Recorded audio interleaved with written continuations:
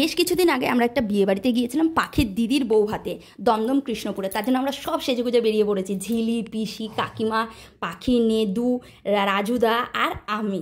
প্রথমে আমরা বাসস্ট্যান্ড থেকে অটো ধরে আমরা চলে গিয়েছিলাম গড়িয়াতে।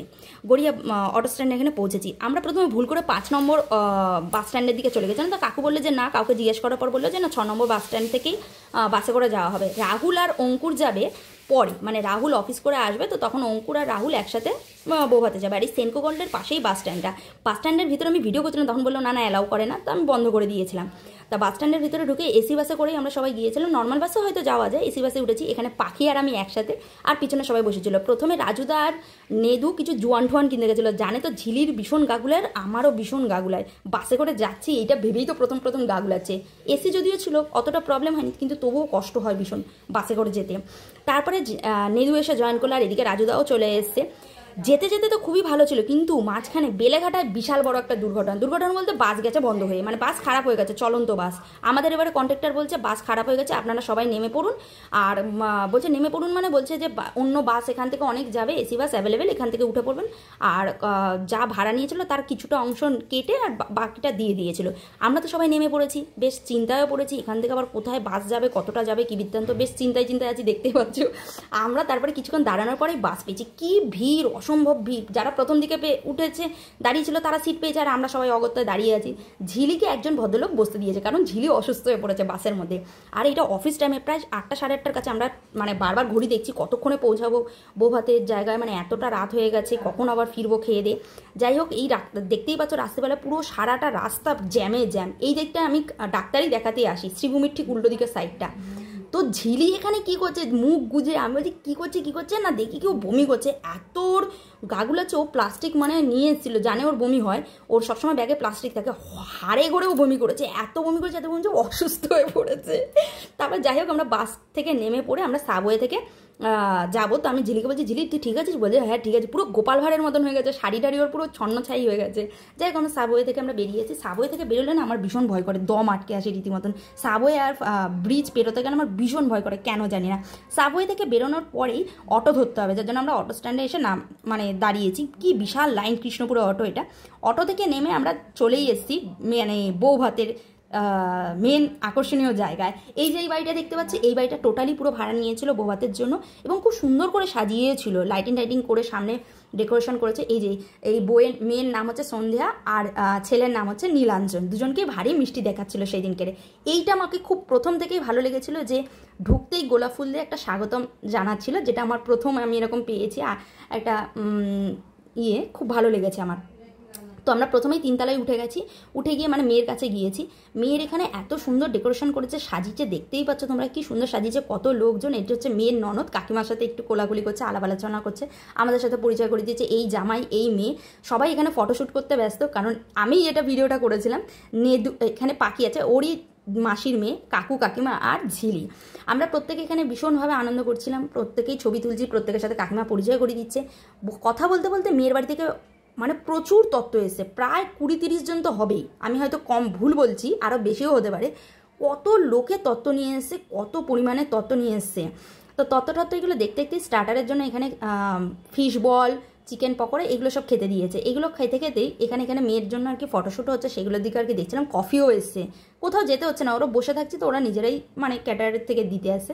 কফিটাও দারুণ টেস্ট হয়েছিল, পকোড়াগুলোও সত্যি বলছি খুব সুন্দর হয়েছে। আর ঝিলিকে বলছি, ঝিলি তোর শরীরটা কীরকম লাগছে? বলছে এখন আমি মোটামুটি ঠিক আছে। আমি ঠিক আছে, তাহলে ঠিক যদি থাকিস তাহলে আমাকে একটা ভিডিও করে দে, এইটা আমার পরে কাজে লাগবে। শাড়িটা পরে বেশ একটু ভালোই লাগছে, আমি যেহেতু খুব কম শাড়ি পরি তার জন্য। রাত্রি 9টা সাড়ে 9টা বাজে, তো আমরা তাড়াতাড়ি চলে এসেছি খাওয়ার জায়গাতে, কারণ আমাদের আবার অনেকটা রাত্রিরে ব্যাক করতে হবে, যেহেতু আর বাস তো পাবো না, আমাদেরকে ওলাই বুক করতে হবে অগত্যায়। তো খাওয়ার জায়গায় চলে এসেছি, সবাই চলে এসেছে, রাহুলও চলে এসেছে অফিস থেকে।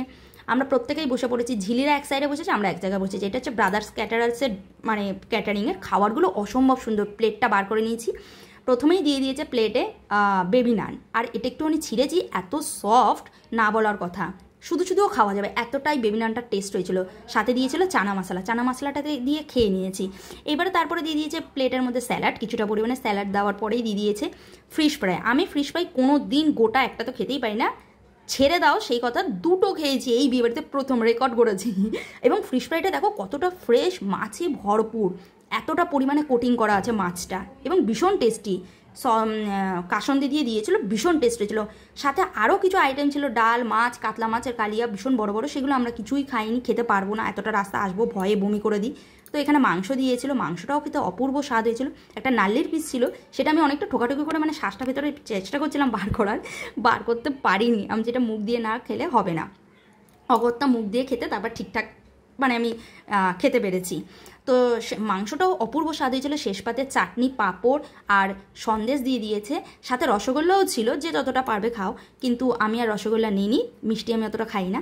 তো এটা আবার অনেক দিন পর পেলাম যে এই বিয়েবাড়িতে এই বাটিতে করে গরম জল, উষ্ণ গরম জল দিয়ে হাত ধোয়ার ব্যাপারটা, এটা একদম অনেক ছোটোবেলায় পেয়েছিলাম। এটা দেখে তো ভীষণ মানে নস্টালজিয়া টাইপের মনে পড়েছে আমার। এখন আর বিয়েবাড়িতে এগুলো এরকম ফলো আপ করে না, এখন অনেকটাই নিত্য নতুন করে দিয়েছে। তো এটা দাওয়াতে আমার ভীষণ ভালো লেগেছে। আর এখানে পাখি খাচ্ছে না বলে আমি যে ভিডিও করছি, লোককে দেখাবো তুই একটুও খাচ্ছিস না, অনেকটা রাত হয়ে গেছে তো ঘুম পেয়ে গেছে, ঘ্যান ঘ্যান করছিল। তো আমরা হাত ধোয়ার পর এখানে রাহুলেরও খাওয়া হয়ে গেছে, রাহুল পিসি সবার খাওয়া হয়ে গেছে। রাহুল অফিসে বাইক নিয়ে চলে এসছে বলে ও বাইকে করেই আবার গেছে, ও আর অঙ্কুর। আর এদিকে ঝিলি খাচ্ছে, ঝিলিকে ডাকছে, ঝিলি বলছে আমি কিছু খেতে পারছি না, গলা জ্বালা করছে, এতটা স্বাভাবিক বমি করেছে ও অসুস্থ হয়ে পড়েছে রীতিমতন। আর এদিকে পাখি খাবে কি, ঘুমাচ্ছে রীতিমতন। একদম নিচে আমরা একতলায় চলে এসেছি, সেখানে আইসক্রিম আর পানের ব্যবস্থা ছিল। আমরা 3 বার আইসক্রিম খেয়েছি, আমি ঝিলি 3 জনেই, কারণ এতটা শরীরটা খারাপ লাগছিলো আমারও, আমার বমি যেহেতু হয়নি কিন্তু গা গুলাচ্ছিলো বলে 3 বার বমি খেয়েছে। আর এইটাও বেশ নিত্য নতুন, পানের পুরো একটা স্টল টাইপে করেছে, যে যতবার ইচ্ছা পান খেতে পারে, এবং সাজিয়ে সাজিয়ে কাকু দিচ্ছে, দারুণ লাগছে দেখতে। এটা বাটারস্কচ ছিল, ম্যাঙ্গোর ছিল একটা, এটা ম্যাঙ্গোর ছিল, তারপরেটা আমি বাটারস্কচ খেয়েছি, 3টেই দারুণ ছিল। আর রাত্রির 12টা বাজে, তখনও দেখছি ফুচকা স্টল বসে আছে, মানে ফুচকা দেবে, শুধু ফুচকাই নয়, চিকেন পকোড়া থেকে কফি থেকে সমস্ত কিছু অ্যাভেলেবেল রাত্রির 12টা। ওদের সার্ভিস এতটাই ভালো ছিল, এবং ছেলের বাড়ির ব্যবহারও ভীষণ ভালো, খুব ভালো লেগেছে আতিথেয়তা।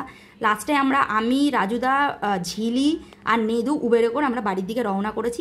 রাত্রিবেলা বাইপাস দিয়ে যখন ফিরছি কৃষ্ণপুর থেকে, এতটা সুন্দর লাগছে রাস্তাগুলো, আর ফাঁকাই থাকে রাত্রিবেলায় রাস্তাগুলো। আর এখানে দেখো সামনে একটা হোটেল আছে কিছু একটা, আমি এটা নামটা আর মনে করতে পারছি না, কিন্তু দারুণ লাগছে দেখতে, খুব মজা করতে করতে এসেছি। এবং বৌভাতটাও অনেক দিন পর এরকম একটা বৌভাতে গিয়েছি, যাতে খুব মজা হয়েছে। আমার ভিডিওটা যদি তোমাদের ভালো লেগে থাকে অবশ্যই তাহলে একটা লাইক করো আর পেজটা ফলো করে দিও। এখনের মতন, আজকের মতন টাটা, ভালো থেকো সবাই।